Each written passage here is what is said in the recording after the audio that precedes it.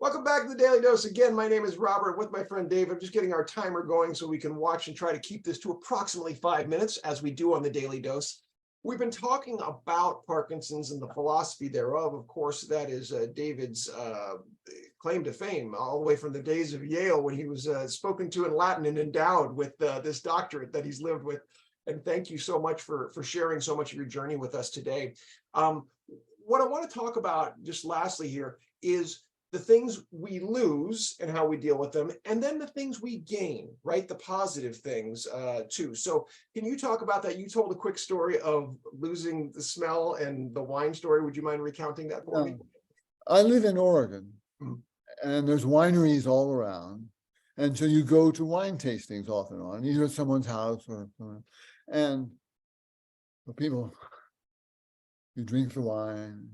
They may have a description on the label that has a taste of dandelions and strawberries with a little bit of old leather. And people are very knowing or not knowing. And I don't have any much sense of smell anymore. And the taste is muted.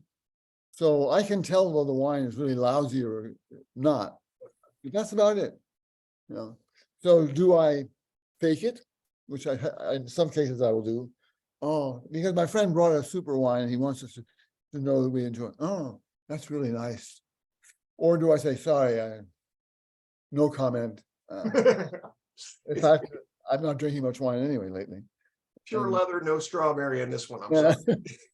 So you're in a bind. Do you want to play along with it, which maybe for the social purposes is the right thing to do?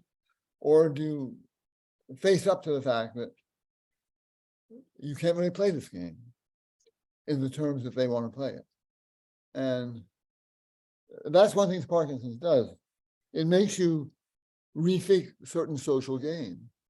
On the other hand, you may find some new game, sharing experiences that you would normally not share, talking about the rhythm of your feelings in a given day, which you do when you're talking about medication, or talking about when you notice changes in yourself, when you're trying to time medication doses, let's say, that gets you into things you wouldn't normally share.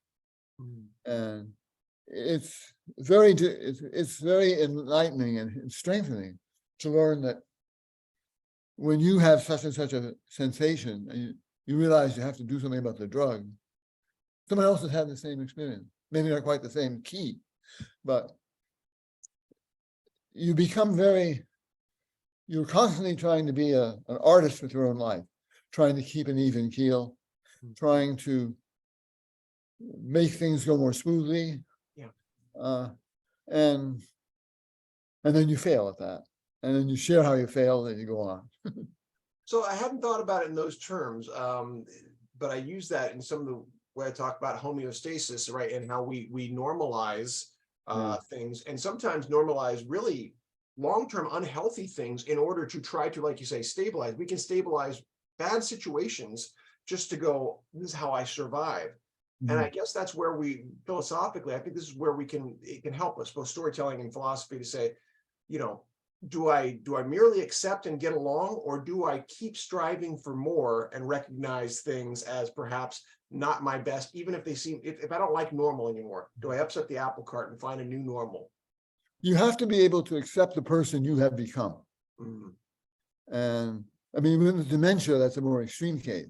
But with Parkinson's, you feel different, and you say, this is a new me, which I can't change.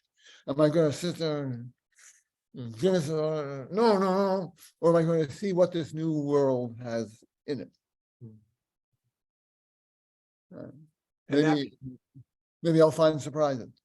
Right. That's a lot of where we play, right, in the improv world, and why I think it is a good modality and exercise, as I call it, because the framing devices are discovery, and then the two terms that I try to live by at this point are curiosity and freedom, right? That by being curious, we can free ourselves to those new discoveries. Open up new possibilities.